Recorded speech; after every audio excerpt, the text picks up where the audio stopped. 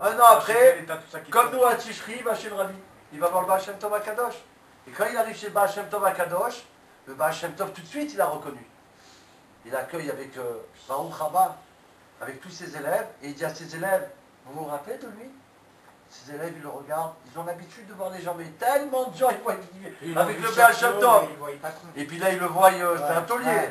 C'est un taulier, ça veut dire vêtements en or, un carrosse, de la folie, quoi. Non, on ne voit pas qui c'est. Le Baal Shem Tov, vous vous rappelez pas de ce monsieur? Pourtant, je vous ai amené, on l'a ruiné à la maison, on lui a enlevé jusqu'à la dernière... la paille qu'il avait, on lui a enlevé. C'est vrai, c'est lui, c'est pas... Mais qu'est-ce qui lui est arrivé? Allez, je vais vous raconter.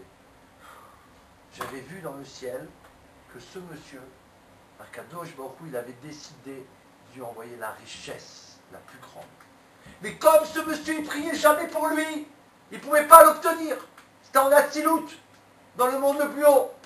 Alors j'ai été là-bas pour l'obliger à prier Hachem. À prier Hachem pour que dans ce monde, il reçoive. Et grâce au fait qu'on a été là-bas, qu'il a vu que là, s'il n'y avait plus le choix, sa femme, elle va peut-être mourir, Chas v'Shalom, et ses enfants, il faut qu'il prie. Il a prié enfin, il a prié pour eux, et Dieu lui a envoyé la richesse. Voilà le Kéli. Le Kéli, c'est la tefila sincère pour Mashiach. Le Rabbi nous l'a dit, s'il dit, je lui prie sincèrement, ça veut dire quoi?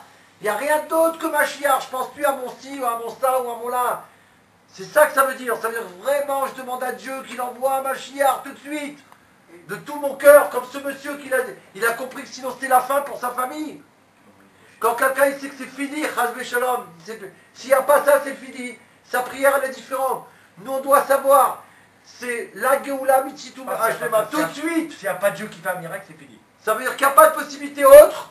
Alors là, tu comprends, quand il y a deux chemins, tu dis j'essaye celui-là, sinon j'ai l'autre. Là, il n'y a pas. Il n'y en a qu'un. C'est la Géoula Amitit Hashema. Et c'est l'année 5770.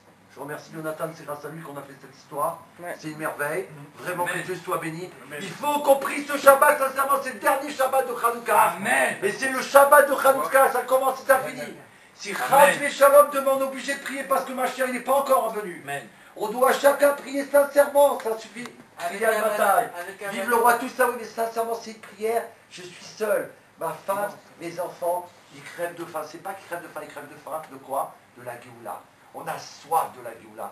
On a faim de la Géoula. On veut respirer la Géoula. On veut entendre la Géoula. On veut que nos membres, ils sentent la Géoula. Dans notre veine, il y a la Géoula Mitzit Vashlema du Rabbi. C'est la seule chose qu'on veut. Et c'est sûr et certain, on ne va pas attendre demain. Tekev Miad Mamash. Le Rabbi Melech HaMashiach va délivrer tous les Juifs du monde entier. On va se retrouver dans le troisième Beth Amikdash. Amen. Et on va allumer la menorah dans le Beth Amikdash. Amen. Avec Mashiach. Amen.